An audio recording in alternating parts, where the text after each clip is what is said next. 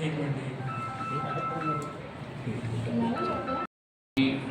Doctor चंदुराज पायस कापसे, विभाग प्रमुख वस्त्रनिर्माण तंत्रशास्त्र।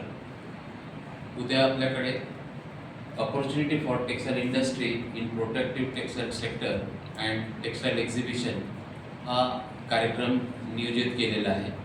हा कार्यक्रमाचा उद्देश असा आहे की इंडस्ट्रीला लागणारं जे टेक्सटाईल आहे, प्रोटेक्टिव्ह टेक्सटाईल कसं बनवता येईल आणि आपण जी आयात करतो डिफेन्स टेक्सटाईलसाठी त्याला आपण कसं सबस्टिट्यूट करू शकतो, ही त्याची कार्यशाळा आयोजित केलेली आहे।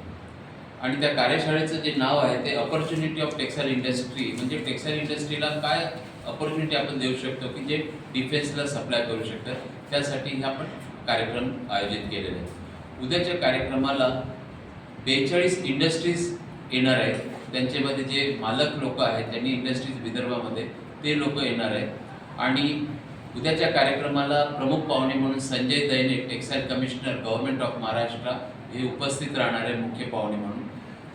त्यांच्यासोबत VIचे प्रेसिडेंट माननीय श्री प्रशांत मोताजी, जे VIचे प्रेसिडेंट आहे आणि किमा टेक्सटाईल इंडस्ट्री हिंगणघाट यांचे ते मॅनेजिंग डायरेक्टर आहेत। सोबत आपल्याकडे मिस्टर शर्माजी जे आहेत, नगरधनला सूर्यलक्ष्मी डेनी आणि आमचे प्रायोजक आहेत ते सुद्धा उपलब्ध राहणार आहेत।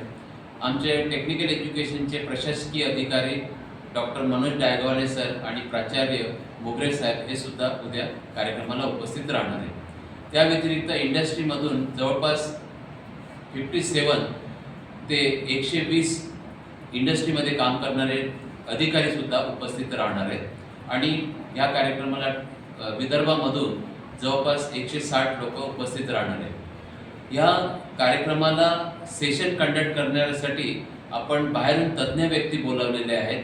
ते प्रत्येक सेशनमध्ये एक एनर्जी कन्झर्वेशन, एनर्जी सेविंग याच्यावरती व्याख्यान ठेवलेलं आहे। दुसरं व्याख्यान आहे टेक्निकल टेक्सटाईलला कसं मॅन्युफॅक्चरिंग करायला पाहिजे, कसं इंडस्ट्रीमध्ये आपण टेक्निकल टेक्सटाईलला पुढावर व्हायला पाहिजे, ह्याबद्दल मार्गदर्शन होणार आहे।